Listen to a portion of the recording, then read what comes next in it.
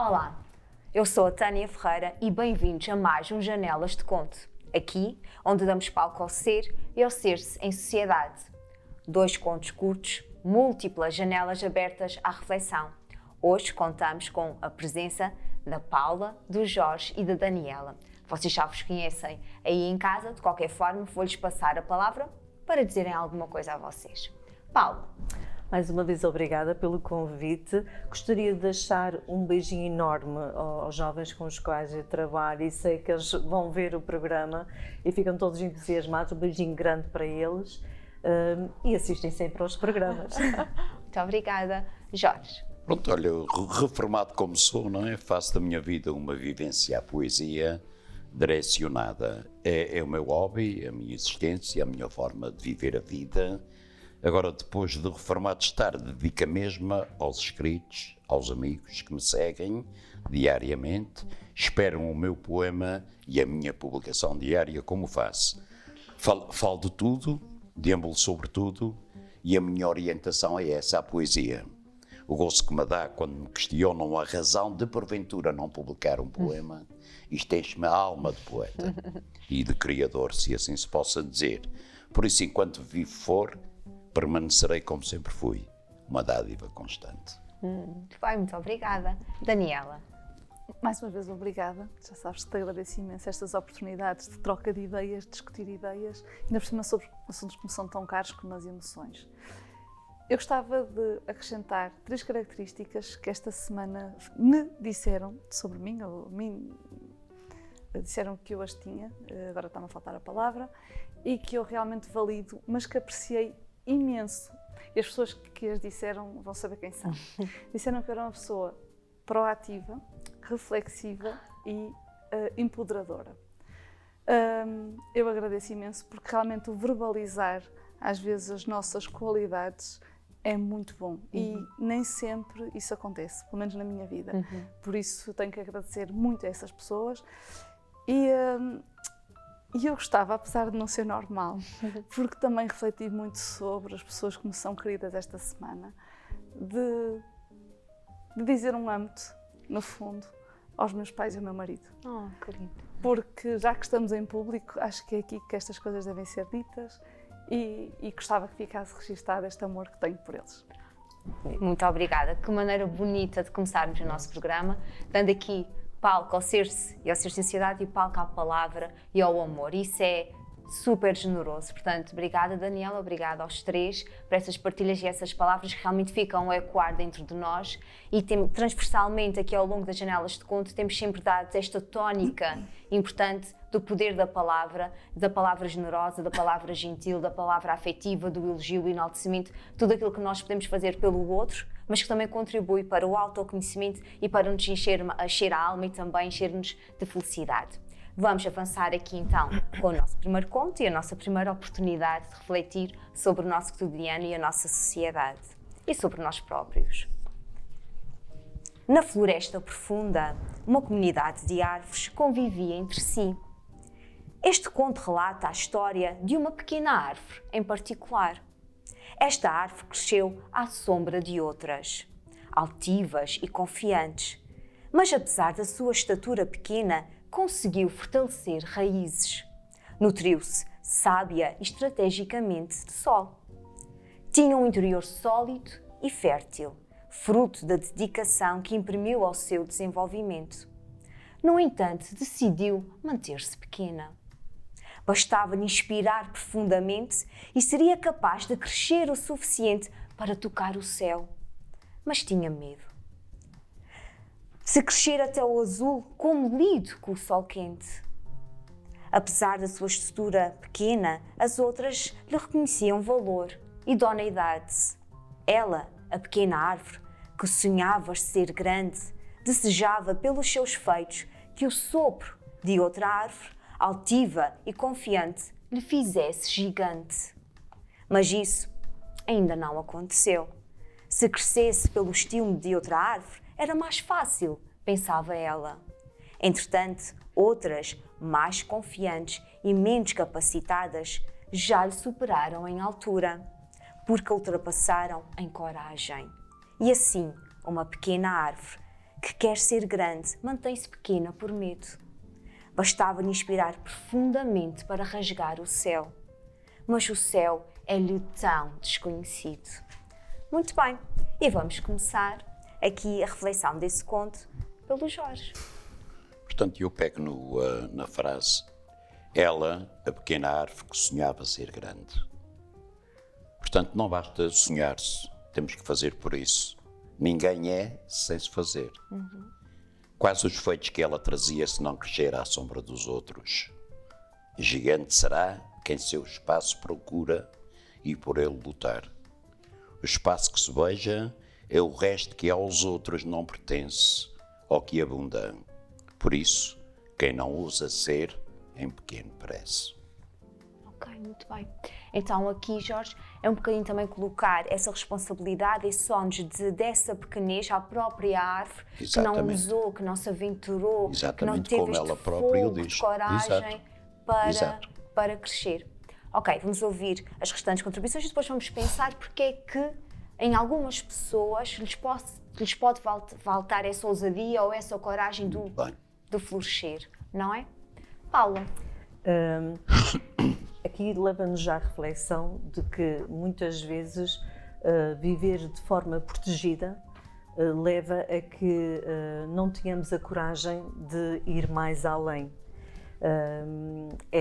A árvore em si é um exemplo de todos os nós, não é? Que vivendo demasiado protegidos, muitas vezes não têm aquela coragem de ir mais além, ou seja, uma vez que ela estava tão segura, tão aconchegada ali, porque queria se aventurar a ir mais além, não queria arriscar.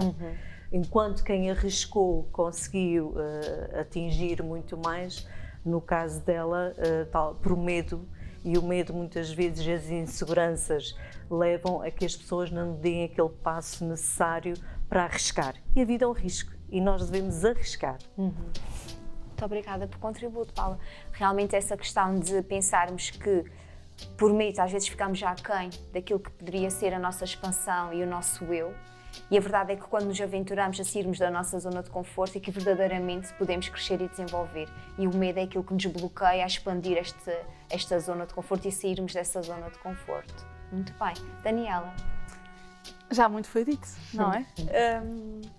Eu selecionei várias frases que acho que não vale a pena. Por exemplo, a primeira em que ela começa por dizer que cresceu à sombra das outras, mas cresceu e ganhou raízes. Ou seja, parece que inicialmente ela tinha toda essa confiança que depois foi perdendo, não é? E depois, a sensação que eu tenho é que ela ganhou medos e não conseguiu, mas manteve-se confortável com os seus medos, ficou sempre à espera que as outras árvores lhe dessem, a soprassem, não é? Que a puxassem para cima, que abrissem as copas talvez e que a deixassem brilhar. Desculpa, distraí-me. E por isso ela estava confortável naquela sua pequenez a certa altura. E acho que este texto tem muito a ver com isto, com os medos de sair da zona de conforto, essencialmente. Houve uma outra nota, que isso, portanto, isto já tinha sido mais ou menos dito, que eu também achei que poderia fazer sentido, em que eu escrevi que, portanto, em que se fala de as outras mais confiantes e menos capacitadas. Isto fez-me lembrar algumas situações até profissionais que tenho passado e algum trabalho que tenho feito nestes assuntos e que tem a ver com a importância das competências também interpessoais e sociais. Ou seja, das pessoas se compararem muito, de muitas vezes as competências interpessoais serem muito mais importantes do que as competências técnicas. Isto passando ao mundo profissional, mas que também na nossa vida acontece, não é? Se ela fosse uma pessoa mais confiante, se tivesse vontade de sair da sua zona de conforto, ultrapassar os seus medos, ou seja, se tivesse estas competências interpessoais, ela ia ultrapassar o facto de ser pequena, não é? Que era a parte mais técnica, digamos assim, não cresceu tanto. E isto acontece-nos. Eu tenho uma pessoa próxima que acho que é uma árvore pequena, com muito potencial para ser uma árvore gigante, e por isso, para mim, este conto foi muito interessante de ler e de analisar. Porque a confiança, a falta de confiança, faz mesmo com que a pessoa não cresça, seja individualmente, seja espiritualmente, mentalmente, em todos os níveis. E é importante a pessoa se sentir realmente segura para poder evoluir e crescer. E nós não devemos depender dos outros para isso, porque o primeiro passo está em nós. E se nós apostarmos nesse crescimento, nessa capacidade, nesse potencial, temos tudo para irmos muito mais além. Porquê é que vocês acham que é tão difícil sairmos da nossa zona de conforto? Por uma questão de medo. E o medo explica tudo. O medo o medo do passo. Do passo que possa ser dado de forma que depois não possa haver retorno. O medo é sempre o oposto de tudo aquilo que pretendemos. Pretendemos fazer, mas temos medo. E se temos medo, nunca o faremos. E isso é uma coisa que está explícito na vida, no dia a dia, em tudo e em todas as pessoas que têm um medo, porque depois, como se diz, vamos ganhando maturidade na vivência da própria vida e vamos perdendo o medo. A árvore pequenina não cresceu porque o medo lhe assola e continua-lhe a assolar. Porque ela, e se tivesse a possibilidade de perder esse medo, ela cresceria tanto ou mais do que as outras, já que poderia mostrar potencialidades ou não para o mesmo. Eu acho que este medo também se apreende. As pessoas, algumas que eu conheço com estes medos, apreenderam-nos até no próprio âmbito familiar. E por isso, eu julgo, não é? Que elas nem sequer sabem como é que se pode ultrapassar ou perder estes medos. E às vezes são coisas tão simples como um passinho de cada vez, não é? E não é preciso arriscar logo a milha. Pode-se arriscar um milímetro e depois o centímetro. O medo por imposição. O medo por imposição do próprio crescimento. É-nos imposto um medo de... Sim, também. É mais fácil para algumas pessoas. É a própria criação, exato. Porque em tudo é assim. É-nos imposto o medo, não com a palavra medo, mas em todos os gestos que nos são incutidos. Não faças isso porque... pronto, tudo isso. E às vezes é uma forma que não é tão consciente. Vou focar aqui, vou restringir de pais para filhos. Exato. Às vezes não é de uma forma assim tão consciente, mas quando imprimo estes medos é uma forma de ter mais esta minha criança, este meu jovem, este meu filho, a minha filha mais sobre a minha alçada e a minha asa. Eu, de forma muitas vezes inconsciente, não lhe dou permissão para voar tão alto, porque o voo alto da minha criança ou do meu filho assusta-me. Vão atacar os próprios medos deles próprios. Então, de forma subliminar, até pode-se apresentar aqui alguns medos, induzir alguns medos que fazem com que ele vai estar sempre mais perto da gaiola. Ele vai voar, mas vai ser sempre aqui mais perto da gaiola, onde eu consigo mais facilmente agarrá-lo e trazê-lo para a segurança se, eventualmente, algum perigo surgir. E isso muitas vezes nem sequer é feito de forma consciente, não é para lesar, mas cria realmente depois dificuldades no futuro deste voo alto, não é, que nos permite rasgar o céu. Vivermos em comunidade implica tudo isso. Sim. É isso, depois a cobrança de... não há pai nenhum que não goste de um filho, não há pai nenhum que queira amarrar um filho pelo facto de o amarrar.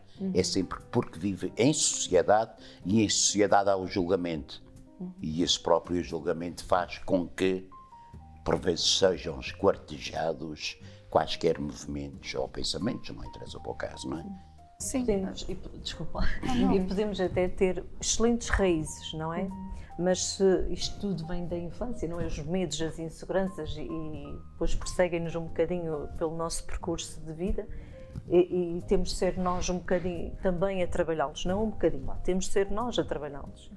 E muitas vezes, e nós se calhar somos desse tempo, eu sou, e somos mais ou menos todos da mesma idade, em que, sim senhor, tínhamos boas raízes, tínhamos ali uma educação muito forte, mas muito exigente também, em que normalmente éramos sempre quase que castrados, entre aspas, de não faças isto, não faças aquilo, o que é que o outro vai pensar, o que é que o outro vai dizer, e nós crescemos um bocadinho neste castramento. O que é que o outro vai pensar? Será que estou a agir bem? Será que não? E daqui vão crescendo estes medos, e as inseguranças, e muitas vezes normalmente isto vem das pessoas mais próximas, daquelas que nós esperamos que nos encorajem a ir mais além, mas ao mesmo tempo são aqueles que nos, como acabaste de referir, são aqueles que também nos deixam a ficar muito limitantes. E pronto, acaba por ser um bocadinho isso, e depois ao longo da vida temos que realmente combater isto para conseguirmos atingir o céu. E quizá no futuro não seja, termos o medo de não ter nada que nos imponha medo. Também pode ser visto por aí. Sim. Que as coisas são assim, não é? Acho que o 0 e o 100 são sempre muito difíceis, não é? E até é bom que haja sempre alguns medos para não sermos... Aliás, o medo é uma emoção primária que nos protege do perigo, por isso ele tem que existir, não é? Agora, o que estavas a descrever um bocadinho fez-me lembrar um bocadinho o controle. E em que algumas famílias o controle é exacerbado, exatamente em benefício próprio, digamos assim. Eu vou ter que discordar ali um bocadinho da Paula, não é? Porque a minha educação não foi bem assim. Mas eu também criei as minhas inseguranças com ela. A mim foi-me sempre dito, voa, nós estamos aqui. Não quer dizer que eu não tenha muitos medos na mesma. Okay? Tenho medos de outras coisas, porque fui aprendendo medos, porque voei e me estatelei muitas vezes também, não é? Mas é engraçado que eu tenho algumas questões minhas que têm exatamente a ver com o voar. Porque eu só agora, com esta idade, é que compreendo que aquilo foi a melhor educação. Porque houve uma altura em que eu achava que era negligência, quase. Que o voar, eu não era tão acarinhada como aos outros. Não, eu era tanto ou mais. Eu estava a ser muito vigiada na mesma. E ainda hoje me sinto muito protegida à distância, que os meus pais não estão cá. Mas na altura, por exemplo, para mim, enquanto adolescente, isso não fazia muito sentido. Sim. E por isso bem eu bom. achei que era giro partilhar. Sentiste que, E bem bom. Sim. como se estivessem a deixar... Era Foi Daniela resolve. Inclusive, eu lembro-me de ter o primeiro carro velhinho, e ele tinha que ir muitas vezes à oficina, e o meu pai mandava-me para a oficina. E eu sentia muito mal, porque estava no meio daqueles homens todos e não percebia nada de carros. E ele dizia, não, tu tens que ir, tens que aprender, porque um dia podes estar sozinho e vais ter que aprender. Eles estavam a apostar no teu crescimento. Depois apostaram, mas aquele carro... E bem bom que voaste por cá, Foi porque muito. nunca cresceu. Não, desceu 1,74 m. Ela desceu bem. Voaste, mas a árvorezinha nunca cresceu. Essas partilhas são super interessantes. Sem dúvida, E fazem-nos claro. realmente pensar aqui nessa questão do medo de sair-se da zona de conforto, por N fatores. E um dos fatores essenciais também tem a ver com o facto do nosso cérebro ser amigo da inércia. O nosso cérebro é preguiçoso. O nosso cérebro foi preparado, é uma ferramenta extraordinária, mas que foi preparada para poupar energia. E então, a minha zona de conforto é o meu cantinho do sofá, que a minha mantinha que me deixa super confortável, e por isso muitas vezes nós privilegiamos, não é, o nosso sofá, em vez de sair para ir a um concerto, para ir a um cinema, para ir sair com os amigos. E trocamos muitas vezes questões importantes de relações interpessoais pela essa nossa zona de conforto. E é interessante que, como a Daniela estava a dizer, a zona de conforto deve se expandindo devagarinho. A minha zona de conforto é o meu cantinho confortável do sofá. Epá, agora já é a minha casa completa, agora é a minha casa e o meu quintal. Epá, agora é a vizinhança, agora já é a freguesia, já é o concelho, já é a ilha.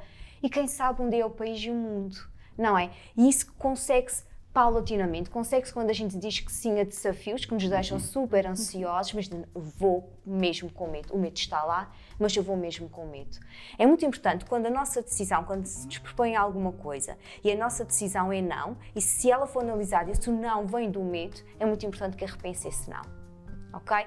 Porque se o medo é que me está a paralisar, significa que eu estou-me a acomodar a uma zona de conforto. E na zona de conforto eu tenho muita menos oportunidade de crescer, de florescer e de, não é, no caso da analogia da pequena árvore, me tornar gigante, que era realmente o sonho dela. Também é muito interessante aqui no conto, eu vou buscar um bocadinho também as questões de, por vezes, também somos educados na modéstia, não é? E eu falo por mim, eu tenho muita dificuldade em fazer o meu marketing pessoal.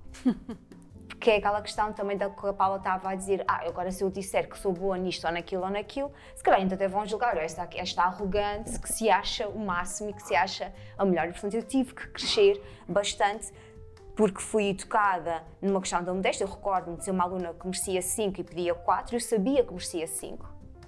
Mas pediu 4, para não, agora vai pedir 5, não é? Mas é engraçado que o meu irmão foi educado na mesma família e ele se calhar sabia que merecia 4 e pedia 5.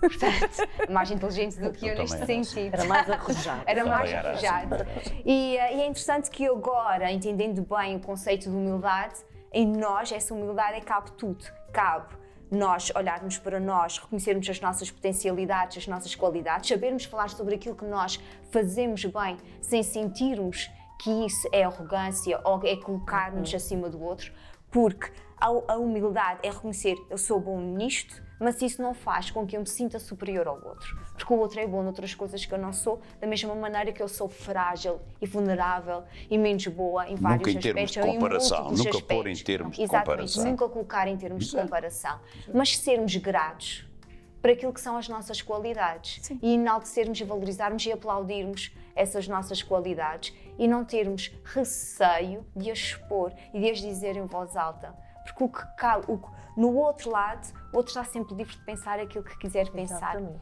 E é muito interessante, porque aquilo que eu digo sobre mim fica tatuado em mim. E, portanto, eu tenho que falar bem sobre mim.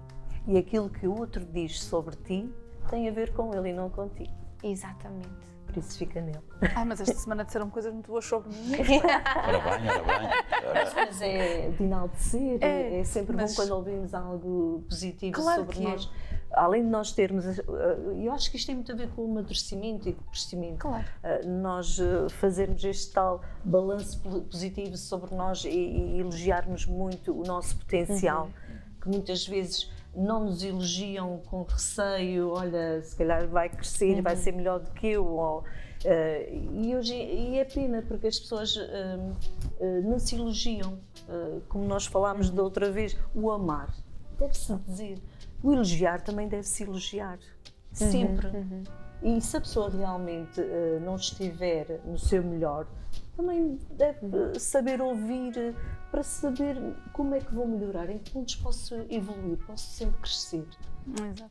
O amar não basta sentir, tem que ser dito. Tem que É, ser é. dito. Exato. Que as ações Acima de tudo, são muito Acima de importantes, tudo. as ações são Exato. muito importantes, mas corroborar com o ante faz muita Dizer, diferença. sabes bem que eu te amo, mas sabes, então diz. Exatamente. Porque é que não o dizes? Mostra. Mostra e faz, diz, mostra É porque não e basta diz. dizer tudo aquilo que eu faço é para te agradar. Não, fazes e continuas a dizer Uhum. que amas, porque senão... Temos um poeta. Sim. Ah, Aqui nada. também é importante dizer, em relação à expansão e sair da nossa zona de conforto, porque é que nós sentimos medo? Porque quando saímos da nossa zona de conforto, nós vamos nos colocar em território desconhecido.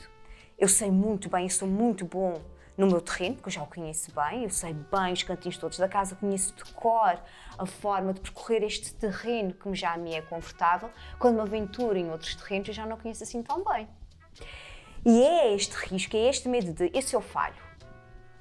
Vou ter que lidar comigo próprio com este falhanço e vou ter que lidar com o olhar do outro sobre o meu falhanço. E se riem de mim? Será que se vão rir de mim? Será que vão achar que eu sou uma fraude? Será que eu achava que era bom e afinal eu não sou bom e só sou bom neste pequeno quadradinho? Tudo isto são desafios muito interessantes que nos colocam à prova e que fazem com que este medo exista, porque se eu falhar, o que será? Como é que eu me vou ver a mim? Como é que eu vou sair? Que resiliência? Será que eu vou ser resiliente o suficiente para sair desta situação em que eu pensava que era bom e afinal ainda tem muito para desenvolver? E este confronto é que se torna difícil essa expansão, mas não há nada melhor que lidarmos com esses confrontos. E queria-vos dar aqui uma frase para reflexão que eu achei super interessante, de Carl Jung. Ele diz-nos o seguinte: qualquer árvore que queira tocar os céus precisa ter raízes tão profundas a ponto de tocar os infernos. Primeiro temos que passar o impensável para atingirmos os céus. São sempre os extremos que se tocam e que não pode haver nada se não houver os extremos. Não Temos pode que haver ir um princípio bem lá da sem noite, haver cá os exato, infernos que a senão- gente imagina Sim, sempre, exato. que é no submundo, no subsolo, lá no fundo, e os depois cheiros que poder são chegar lá lá em para cima. cima. E isso é aplicado, o termo chegar aos céus e descer às profundezas é aplicado no dia a dia, não metaforicamente, mas na essência das coisas. E terá que ser sempre por aí. E está sempre implícito o medo. E há pouco aquilo que falaste tem a ver com todos os seres vivos. Quem sai fora da sua zona de conforto tem sempre medo. Seja quem for, até o leão, que é o animal mais feroz, quando sai fora da sua zona de conforto, complica muito. Passa o caminho todo a rugir. É medo que ele tem, do desconhecido. Não de quem vai enfrentar, mas do que possa vir a enfrentar. Isto é... E sobre as raízes, é o visível para mim é como o iceberg, não é? O visível e o invisível. As raízes realmente é a nossa cabeça, é o que é que nós construímos, são os nossos neurónios, a nossa percepção sobre nós, a nossa coragem, o nosso... nossas emoções, mas nós também temos que saber o que são as emoções. Eu começo a chegar à conclusão que a maior parte das pessoas não sabe identificar emoções. E chego a essa conclusão porque eu agora aprendi também, diga-se, não é? Eu também não sabia. Por exemplo, isso tu falaste de marketing pessoal, eu descobri por mim mesma, porque eu era muito prejudicada, porque era muito boa trabalhadora, mas eu só simplesmente trabalhava e as outras pessoas é que pegavam no meu trabalho e faziam marketing do meu trabalho. Até que eu percebi que estava a perder. Então que se calhar era melhor, junto dos meus superiores, dizer que aquele trabalho era meu. Mas as primeiras vezes arrisquei, mas senti-me mal. Porque não fui educada para isso, não é? Senti-me mal. Mas depois uma pessoa ganha uma forma também de dizer as coisas, ganha alguma forma de estar e as coisas vão evoluindo. Mas sim, eu acho que a humildade passa também por reconhecermos os nossos defeitos. Também há muita gente que não consegue perceber que todos nós temos coisas boas e menos boas. E é isso que faz de nós gente, não é? Sem dúvida. Exato, os dois pontos. É como o Rui Veloso diz, são os lados lunares. Exatamente, Exato. são sempre os dois Tenho pontos. Não é? Mas desde que eu os identifique e que os consiga, o próximo passo é a gestão das emoções. Que eu conseguir geri-los, está tudo bem, não é? E eu acho que essa frase também é interessante. De olharmos para dentro de nós. Nós crescemos, não é? Somos essa pequena árvore e nós, para crescermos, é importante mesmo esse ir aos infernos, é esse ir ao nosso lado lunar mais negro, ao mais feio que reside dentro de nós. E estes lados que nós temos, que são aqueles que a gente quer esconder do mundo, as nossas sombras. E é ir aí. E é só quando nós vamos aí, conhecemos em nós aquilo que nós queríamos que ninguém conhecesse. É ir às entranhas. É isso mesmo, a palavra é essa. É quando nós vamos aqui às entranhas e conseguimos olhar para isso e perceber, ok, eu tenho isto em mim, interessante, o que é que eu posso fazer para? Primeiro aceitar isso e atenuar isso, e que isso não seja prejudicial nem para o outro, nem para mim. E tem tudo, mais uma vez, a ver com identificação de emoções, com inteligência emocional. E vou só dizer uma coisa que vai numa linha de uma partilha que tu fizeste, Daniela, que era, hoje em dia, cada vez valoriza-se muito mais as relações interpessoais, muito mais do que essa habilidade técnica ou essa capacidade técnica. A verdade é que, hoje em dia, contrata-se muitas vezes ainda pelo coeficiente de inteligência, pelo currículo, mas a maior parte das pessoas são dispensadas ou despedidas por ausência de coeficiente emocional, de inteligência emocional. É verdade. Infelizmente vê-se imenso isso. Infelizmente. Ou seja, há aqui ainda alguma necessidade de se mudar a forma de recrutar as pessoas para as empresas, para as organizações, seja para onde for, porque o recrutamento ainda é muito baseado no conhecimento teórico ou prático e muito menos na capacidade de relação. A capacidade de relação, eu facilmente entrar num trabalho e numa empresa, consigo me adaptar e trabalhar e chegar àquilo que são as diretrizes e as tarefas que me estão destinadas, mas se eu não tiver capacidade da relação interpessoal, se eu não tiver capacidade do autoconhecimento e do crescimento e do desenvolvimento da inteligência emocional, é muito mais difícil adquirir essas competências. Porque há pessoas que realmente não têm a capacidade para as duas vertentes. Ou são boas numa área ou são boas na outra. Sim.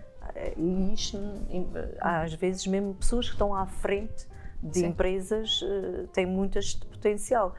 São bons realmente como gestores, como tudo, mas depois a nível relacional não. A questão é que numa liderança em que sou muito bom tecnicamente, conheço muito bem tudo o que são procedimentos, tudo o que são tarefas, tudo o que são objetivos, sei delinear bem, estratégias de ação, tudo. Mas depois, se me faltar essa parte da inteligência emocional, esta liderança não é capaz de motivar. Eu agora tenho que falar. Não é suposto a gente falar das nossas vidas profissionais e vou tentar abster o máximo que puder. mas os liderados também têm que ter inteligência emocional. Sim. Claro. Porque eu sinto muito Claro. e eu, neste momento, contrato muito mais por inteligência emocional do que por competências técnicas. Obviamente, Sim, vejo sim. currículos, não é? Mas, por exemplo, tudo o que as pessoas fazem, até durante o concurso, a forma como mandam um e-mail, há cuidado, o Como cuidado que cumprimentam. têm, tudo. E há uns testes, por acaso, que acho espetaculares, de inteligência artificial ajuda-nos, que eu faço questão de fazer na avaliação de pessoas, e eu vou ver aí as competências emocionais. E depois avalio essas competências emocionais na entrevista. Na entrevista, basicamente, eu vou avaliar só competências emocionais e perceber se a pessoa é assim. Porque realmente eu já tive vários empregos e já lidei com muitas pessoas e eu própria, que sou professora e pronto, já passei por vários empregos e por várias situações, adaptei-me sempre muito pelas minhas competências emocionais e interpessoais, porque me dedico, porque tenho compromisso. E há muitas pessoas que se queixam de não tenho emprego, as coisas não prestam, mas eu acho que elas nunca treinam essas suas competências. Ou estão sempre insatisfeitas. Ou não acreditam o suficiente em si. Também. E por isso não conseguem chegar lá. Por isso eu acho que sim, acho que aqui Talvez um pouco é de um medo. bom sítio Lá para vem passar outra vez essas o medo, lá mensagens. vem o Bem, medo. Limitante. Muito obrigada aos três e o tempo vou. passou muito Voa. rápido, voou. E então, até já! Leve a sua empresa mais longe e faça chegar a sua mensagem ao público do canal Azores TV. Agora em Cabo TV Nacional. Olá, sejam novamente bem-vindos ao Janelas de Conto. E agora, um novo conto para refletirmos em conjunto. Ainda não te conheço, mas já preciso de ti. Vem depressa conhecer-me. Estou fechada no meu quarto, deitada na cama, a contar as horas do vazio. Como pode um dia ter mais que 24 horas? Como pode uma vida de meia-idade sentir-se centenária? Preciso de ti para aliviar o peso do tempo que se arrasta devagar. Deixa-te entrar e segue o som do silêncio profundo. Descobre onde moro e faz do meu corpo a tua morada. Já gosto tanto de ti, tu que ainda és estranho em mim. Preciso de ti, nesta solidão habitada de nada. Preciso de ti, mas sobretudo preciso de acreditar que sou digna de alguém, quem quer que seja. Muito bem, e vamos começar então aqui, e podemos começar pela Daniela. Bem, eu sublinhei uma frase, neste foi mais fácil, só sublinhei uma. E foi: eu preciso de ti, mas sobretudo preciso de acreditar que sou digna de alguém, quem quer que seja. Esta frase mexeu comigo.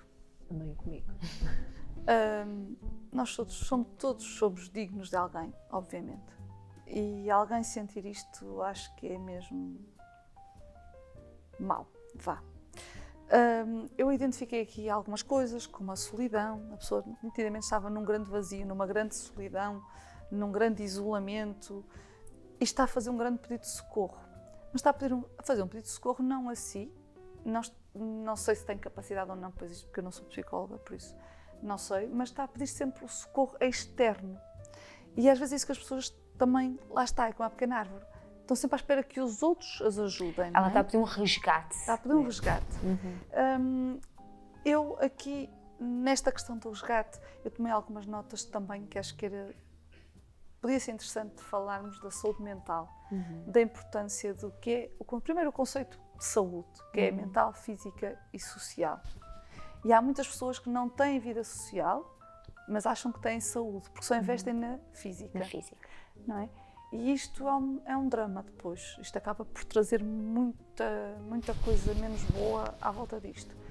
E, por exemplo, esta pessoa, se tivesse investido na sua saúde social, se calhar, não precisava pedir ajuda, porque naturalmente os amigos iam perceber que ela estava mais fechada e iam resgatá-la mesmo sem ela ter que pedir ou estar tão ansiosa e tão vazia para o pedir. Quem diz amigos, diz família, diz outra coisa, não é? Mas também há aqui uma coisa que eu acho que é importante, que é estabelecermos limites às pessoas que deixamos entrar na nossa vida. Porque muitas vezes quando estamos nestes isolamentos, nestes vazios, nesta fome, nesta sede de companhia, de socorro, deixamos entrar pessoas tóxicas na nossa vida e também é preciso ter autoconhecimento para ver quem é que nos vai ajudar. Sem dúvida. Muito bem. Aliás, é muito interessante, porque nessa questão de... Agora, pronto, mais uma vez, é quase inevitável passarmos no programa sem falarmos da emergência das redes sociais e deste mundo mais virtual. Existem muitas situações, vou dizer muitas, mas existem várias situações em que há, por exemplo, roubos financeiros, em que há situações de colocar as pessoas mesmo em situações de perigo, porque o que é que acontece? O predador, o agressor, consegue cheirar essa fragilidade e consegue perceber se a pessoa está tão só que basta eu dizer: tu és bonita, eu gosto de ti, eu estou aqui para ti, que daqui a bocadinho ela está-me a transferir 5.000 euros que eu estou a pedir para ela me transferir para a conta. E isso e muitas outras coisas, de certeza, não é? Aqueles assédios e Vou outras coisas experimentar a mais fazer feias isso, que se pode ser fazem. 5 mil, vou ter que- Mas a verdade é que Sei que é muito exato. interessante essa questão da Exato. saúde, que as pessoas consideram sempre que é esta questão da saúde física e negligenciam esta saúde social. Essa saúde social vai nos proteger imenso ao longo de toda a nossa vida. Porque há sinais que as pessoas que nos são mais próximas conseguem ler, mesmo quando a gente diz está tudo bem, mas o nosso olhar não brilha. Exato. Está tudo bem, mas estamos cabisbaixos. E outra pessoa, não estás bem, não é? Exato. Cada vez há realmente uma enorme dependência emocional e vê-se isso pelas redes sociais, em que as pessoas cada vez, para colmatar os seus vazios, a sua própria solidão, entram neste mundo virtual à espera de respostas e nem sempre as respostas são as mais ideais nem as verdadeiras, porque vai um bocadinho ao encontro daquilo que vocês disseram. Mas mesmo assim há pessoas que se iludam e acabam, mas isto tem a ver também com a baixa autoestima, os medos, as inseguranças, porque as pessoas muitas vezes revêem no outro o seu potencial e não em si próprios. E então acham que o outro é a resposta para os seus problemas, para a sua solidão, para os seus medos, e não. Nós é que devemos trabalhar tudo isto dentro de nós, a nossa saúde mental, física e mental, mas principalmente a mental. É essencial, sem dúvida. Jorge. Eu escolhi a frase: ainda não te conheço, mas já preciso de ti. Foge o tempo e o tempo fugido faz com que nos possamos sentir perdidos no tempo abandonado. Somos a incógnita do tempo que seríamos se fôssemos entre nós conhecidos. A profunda renúncia de se sentir desejada, de se sentir amada e de se sentir querida.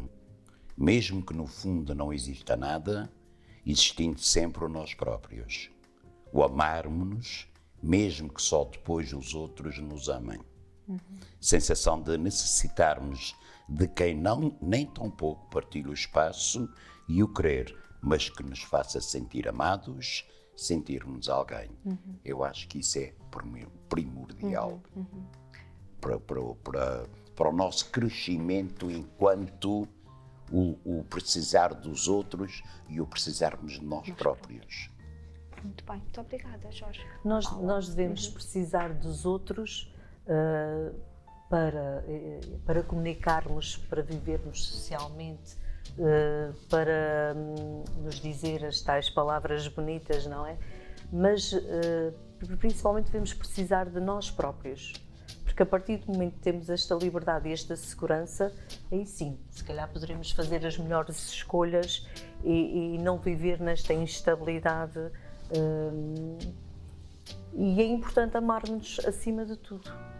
E o que se nota mesmo hoje em dia, e através de tudo aquilo que temos conversado aqui, é que há muita instabilidade emocional, há muita dependência emocional.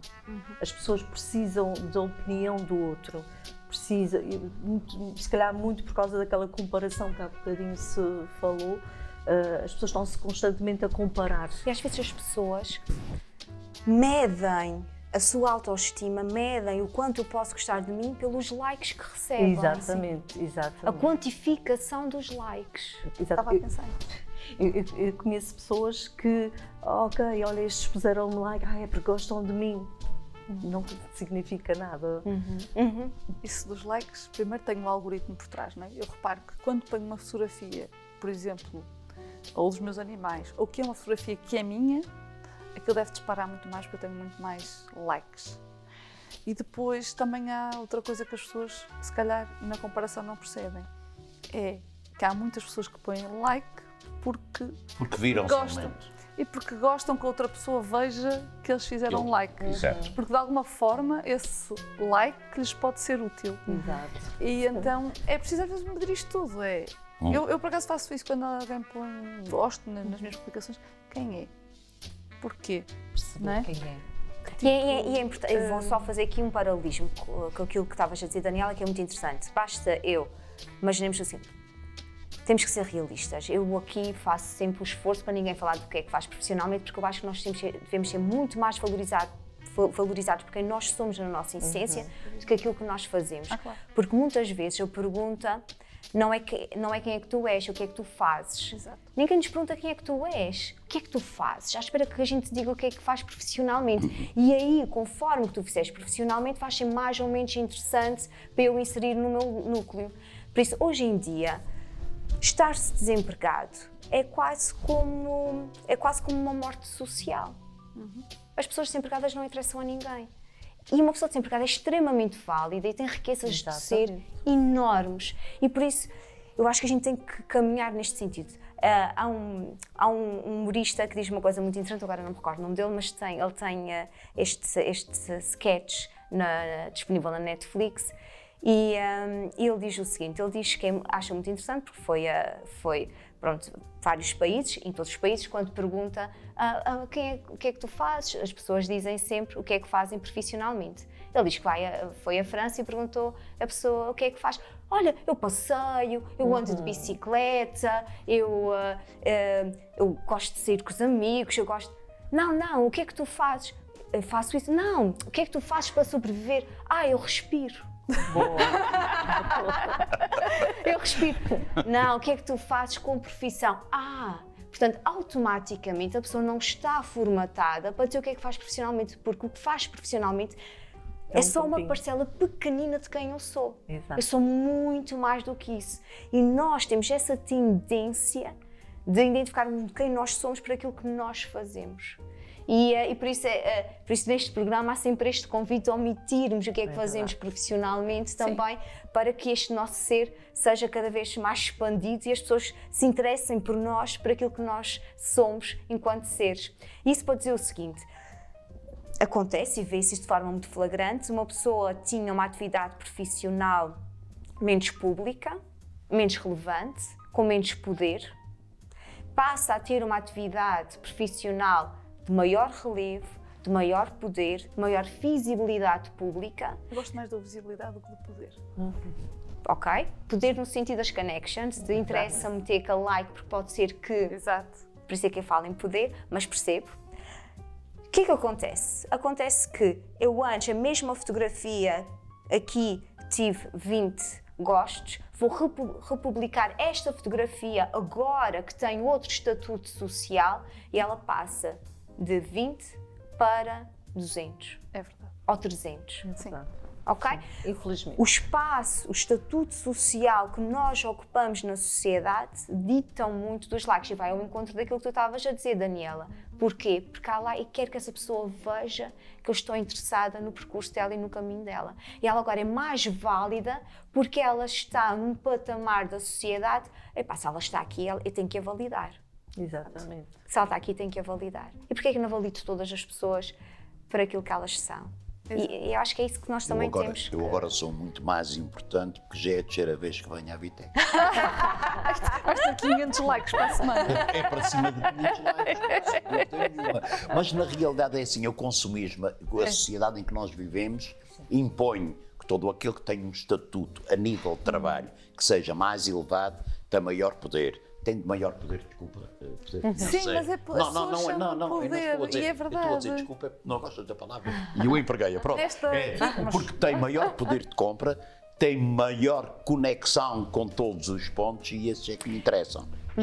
Jorge, quando fala aqui em poder, não sequer é o poder de compra, não é o poder monetário. Sim, é o poder da influência, que é o poder da influência e poder da influência que tem muito a ver com o poder económico, cuidado.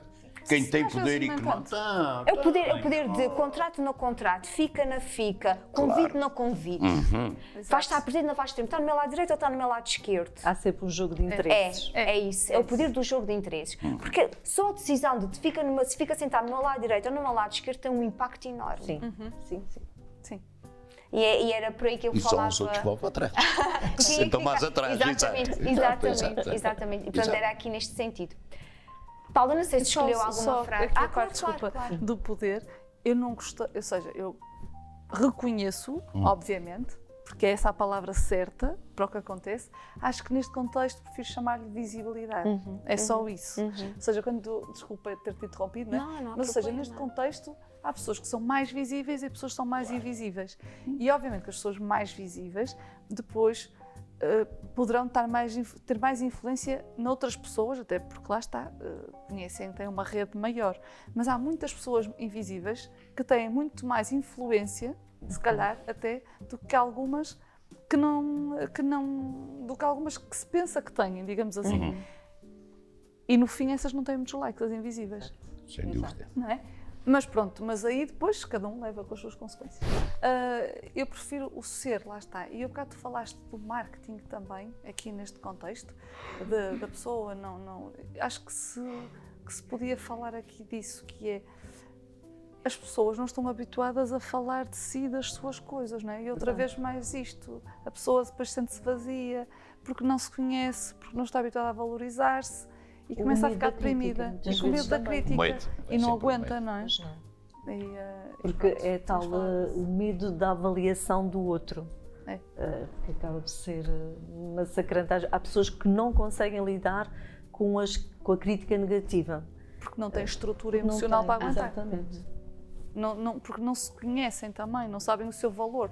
E se tu não souberes o teu valor, nem as construtivas, nem as menos boas. Porque nós também precisamos de críticas menos boas para evoluirmos. Exatamente. E só crescemos assim. Exato. E eu preciso delas, não é? Mas que sejam ajustadas. Que não seja, às vezes que não sejam tão duras, que sejam só um pouco mais avaliadas. Sejam Então, temos é que chegar cá fora e dizer assim, olha, hoje podes carregar à vontade que eu estou bem, podes falar bem. Pode-se arranjar aqui uma forma poética. Exato. Menos boas. Os eufemismos. Olha, eu fui buscar também a frase que a Daniela também falou, que preciso de acreditar que sou digna de alguém, quem quer que seja. Todos nós somos dignos de alguém, não é? Simplesmente a primeira pessoa somos nós. Eu se calhar repito muito isto, mas também para as pessoas refletirem em casa que primeiro estamos nós, depois os outros. Se eu não gostar de mim, não posso gostar dos outros, nem os outros vão gostar de mim. Os outros gostam de nós na mesma proporção que nós gostamos de nós próprios. Porque o outro se sente quando nós temos uma baixa autoestima, quando estamos fragilizados, quando estamos no nosso nível mesmo muito em baixo. E é sempre bom nós fortalecermos esta parte. Porque esta é a nossa estrutura, é aquela com a qual nós vamos viver toda a vida, não é? Então, se nós queremos transmitir confiança, temos que ser confiantes, temos que trabalhar nessa confiança. E somos sempre dignos de alguém, mas esse alguém tem de começar primeiro por nós, que era aquilo que estava a dizer, e a maior dignidade é comigo própria. Depois a questão os outros. Porque eu, para viver bem a sociedade, tenho que viver bem comigo mesma. Para viver bem em família, tenho que viver bem comigo mesma.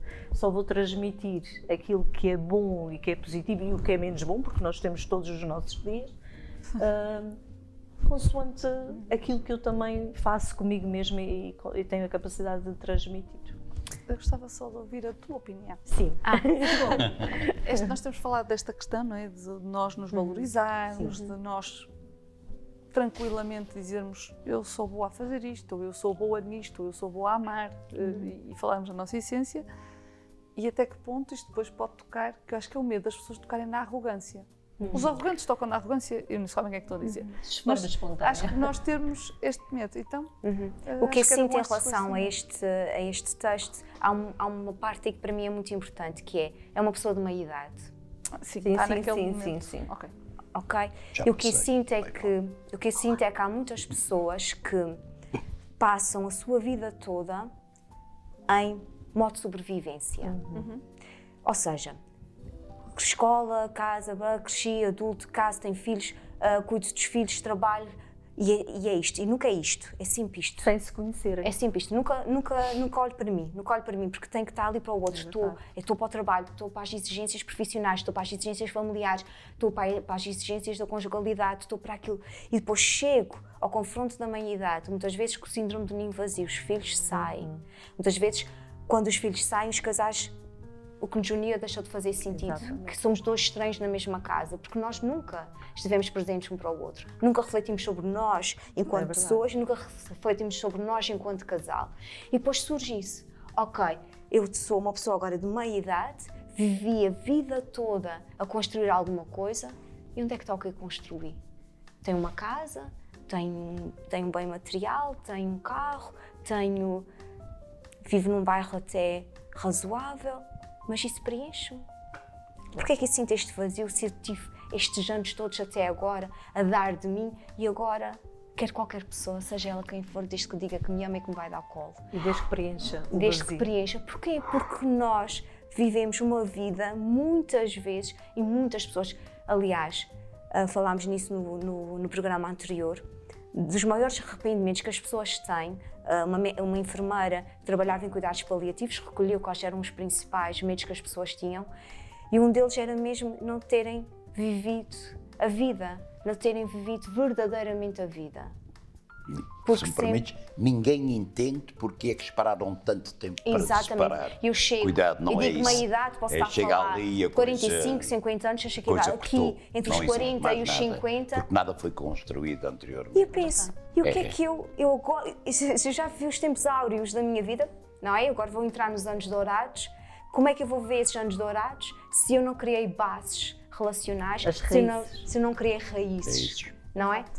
E para criar essas raízes, para rasgar ao céu, a gente já sabe que tem que descer aos infernos. E as pessoas têm medo de descer aos infernos. Então vão protelando e procrastinando esta ida ao inferno. Esta ida às raízes, esta ida às entranhas.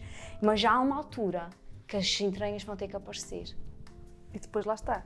Ou tens uma rede social, tens a parte da saúde mental minimamente em dia, ou então ficas neste vazio, estendida numa cama à espera que alguém te ajude. Porque tu não sabes ajudar, não é? Porque não criaste esta... E depois a questão é que como é que se pode exigir a alguém que se ame se nunca pensou sobre si, se nunca olhou para si? Como é que eu posso amar essa pessoa que eu não conheço? Claro. Exatamente. E depois muitas vezes é também o processo. E como é que eu agora começo-me a amar a partir desta idade? Como é que eu lido com um homem que me deixou porque os meus filhos saíram de casa? Como é que eu lido com filhos que agora pouco me ligam, poucas vezes me vêm ver? Como é que eu lido com as circunstâncias atuais e como é que eu lido com o amor próprio se eu não me conheço, se eu nunca olhei para dentro de mim e se nunca valorizei isso? E isto é tudo... E aqui neste caso está-se a falar de uma mulher e por vezes nas questões de género é mais difícil para a mulher as questões da meia-idade e a vivência para depois das questões da meia-idade. Porque a mulher entrega-se totalmente, como mãe, como esposa, como filha, entrega-se totalmente. É cultural. Depois este vazio. Olha que estou aqui, vocês não podem para lá. Vocês não. Aceito. Não, porque a maior Até parte vocês não estão é, em das maioria. mulheres, até à nossa idade foi assim educada, e agora, infelizmente, ainda vejo um bocadinho isso. Faz-me um bocado de confusão de ainda haver a educação para os meninos e a educação para as meninas, que as meninas são mais despachadas. Não são mais despachadas, elas foram obrigadas a ser mais despachadas. Elas foram ensinadas a ser mais despachadas. Aprendem a fazer crochê, nem vou para a cozinha Mas mesmo aprender a assim- fazer comida. Isso agora já está um Mas é que os pouco. meninos também não vão, Exato, ainda. claro, E eles é suposto eles serem atadinhos, não é? É suposto eles levarem o lixo à rua, ainda me lembro quando era menina. Se levares o lixo à rua, as raparigas tínhamos que lavar, arrumar a exato. louça. O rapaz tinha que ir para o lixo na rua. Várias áreas. É. Enquanto os homens para 2 ou 3, pronto. É. Eram as meninas para casa e os homens para, Exato, e os mas rapazes acho para que a é uma rua. questão muito Era assim, cultural, era não é? normal que fosse assim. Sem dúvida. Era normal que fosse assim, atendendo à educação na altura. Bem, quero-vos sobre trazer aqui isso. mais umas palavras para refletirmos. E essas não são minhas, essas são de Pedro Brunhosa, que acho que é realmente aqui incrível. E então ele diz-nos o seguinte: que o amor te salve nesta noite escura e que a luz te abrace na hora marcada. Amor que se acende na manhã mais dura, quem há de chorar quando a voz se apaga? ainda há fogo dentro, ainda há frutos sem veneno, ainda há luz na estrada. Podes subir à porta do templo, que o amor nos salva. Há sempre uma esperança. E o amor é tudo. E aqui realmente é este olhar de esperança em relação à vida. Ainda há frutos sem veneno. Acho essa frase aqui é estrondosa. E ele é delicioso com as palavras também, tal como tu. Não, obrigada. Não, mas ele faz sempre conjunção de palavras muito, muito engraçada e que nos faz refletir também muito. Mas sim, é isso. Acho que temos de ter sempre esperança, não é? Mas sempre. Eu volto, não sei, hoje parece que estou um disco a arranhar. Volto sempre ao mesmo. Mas Acho que tem muito a ver com este acho que temos que valorizar aqui um aspecto importante, que é as mulheres de meia idade, hoje em dia, cada vez se cuidam mais, cada vez cuidam mais da sua parte espiritual e emocional. E isto dá-me gosto de ver mulheres com 48 com 50, 60, ainda com uma vitalidade imensa. Há este lado da moeda também, não é? Pessoas que sofrem e ficam deprimidas e tristes porque há o ninho vazio, mas também há o outro lado da moeda, que é as pessoas chegaram a um tempo em que agora são elas, vou cuidar de mim. Até agora foi da família, foi do marido, foi da casa e agora sou eu. É muito interessante que é mesmo pensarmos essa responsabilidade de chegarmos mais próximo daquilo que será o fim da vida, porque a gente sabe que o corpo cessa, não é? Vai cessar. E a gente se aproximar desta cessação do corpo, e sabemos que isso vai acontecer, nós temos responsabilidade de chegarmos mais próximo disso, mas com plenitude, com serenidade, com paz de eu vivi aquilo, vivi a minha verdade, vivi a minha essência, conquistei isso, fiz aquilo, fui fiel nisto. Isto é tão importante, é das coisas que realmente criam aqui algum desconforto, é pensar que como é que é, não é caminhar. E estou a dizer isso porque tinha um amigo meu que faleceu, um amigo meu já com 70 e tal anos, que acabou por falecer. Ele partilhava muito comigo, ele tinha 70 e tal anos de muita inquietude e ele não estava sereno. É um sofrimento. E a morte dele mexeu muito comigo, porque eu sei que ele morreu em inquietude, ele não morreu em serenidade. Por exemplo, em contrapartida, o meu pai também faleceu recentemente, e o meu pai, e senti muita paz e muita serenidade na morte dele, porque senti que ele viveu a sua verdade, ele foi corajoso, ele foi audaz, ele fez muitas coisas que seriam impensáveis e foi contra muitas vozes que achavam que aquilo era loucura, e eu admiro isso.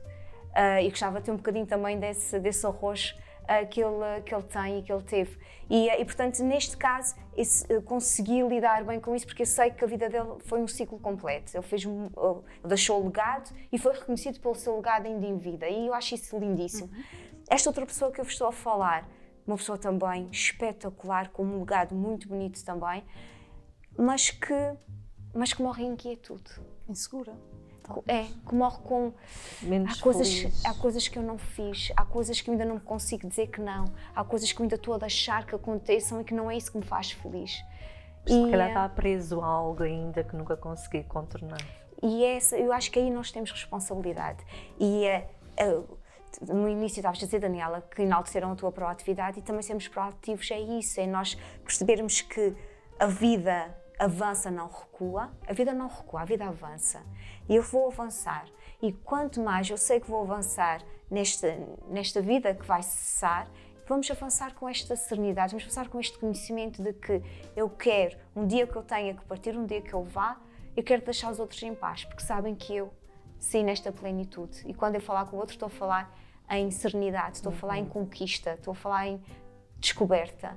Eu estou ainda neste caminho de autodescoberta, estou neste caminho ainda eu sou uma pessoa muito racional, e para mim tudo tinha que ter que a prova da ciência, e eu agora é que estou a querer desconstruir isto e perceber que a emoção tem um lugar de relevo muito importante e que é igualmente importante e que temos de dar voz também à nossa intuição. Acho que nós temos de tomar mais chás, porque eu sou muito emocional e preciso mais de racional. Nunca seja o paraíso ou os Édens que nos vaiam compensar por aquilo que não fizemos em vida. É porque nós apontamos para a vida eterna. Olha, na vida eterna e nos paraísos, nós vamos ter a nossa recompensa. Não, a nossa recompensa é aqui. Quantas vezes é aqui, tem que ser feito cá. E vamos procrastinando a nossa felicidade. Amanhã vou ter tempo para pensar sobre isso. Amanhã vou ter tempo para... E o amanhã é sempre o amanhã para diante do dia depois, não é? E acabamos sempre por adiar. E é claro que nós estamos cá para algo... Como é que se costumava dizer? É que o amanhã é o presente que o passado passou. Exatamente. E no fundo é assim. Temos que ter sempre em conta de que não podemos...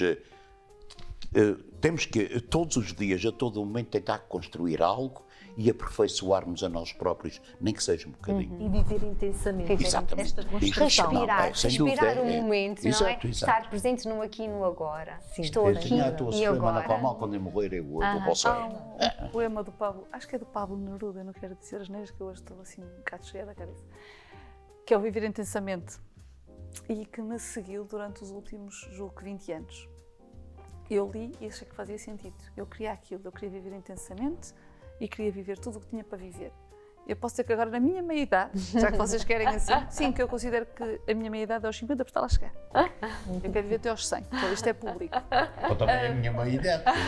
Eu tenho 65 e quero chegar aos 100. Então ainda falta muito. Também é meia. Vai chegar. Então, o que eu acho é que, eu no outro dia dizia a uma pessoa, um familiar até, que diziam, mandaram aqueles textos de viver intensamente, e disse, olha, eu estou numa fase de viver calmamente. Calmamente. Porque eu já vivi muito intensamente e, sinceramente, eu como sou uma pessoa mais emotiva também, se calhar, estou a precisar de viver com mais calma.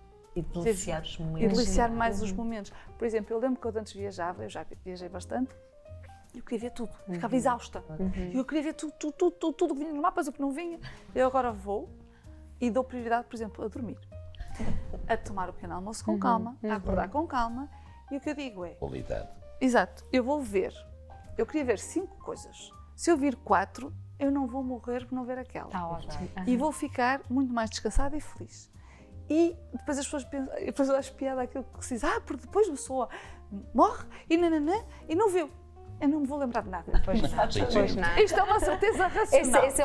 Eu não me vou lembrar de nada. Por isso, se eu não vir, eu também não me vou lembrar mais que não vi. Isto é uma ótima estratégia. Bem, nós temos que ir às nossas palavras finais, está bem? Okay. E podemos começar aqui pelo Jorge. Trouxe o poema assim como natural. Portanto, da janela do sótão da minha alma, olho o infinito à tua procura. Firmamente disposto, cujas estrelas mostram uma estrada de Via Láctea chamada num pôr-de-sol dourado que desponta em torno de uma miragem perdida. Troco o pensamento por um simples pensar em ti.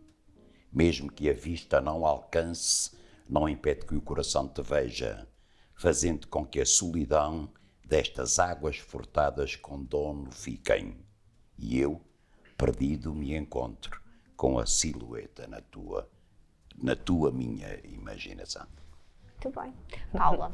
Há pessoas que vivem uma vida inteira numa prisão emocional pela carência do outro. Não permitem, contornem. Amem-vos primeiro acima de tudo. Muito obrigada, Paula. Daniela. Eu, por norma, sou uma pessoa otimista, não é? Isso, se calhar, isso me faz sair da minha zona de conforto, muitas vezes. E a frase dos meus últimos tempos, se calhar, porque estou na meia-idade, não é? Tenho que começar, se calhar, a verbalizar isto para me consciencializar. Eu digo que o melhor ainda está para vir. Claro, muito bem, muito obrigada. É isso que eu tenho estado a tentar pensar.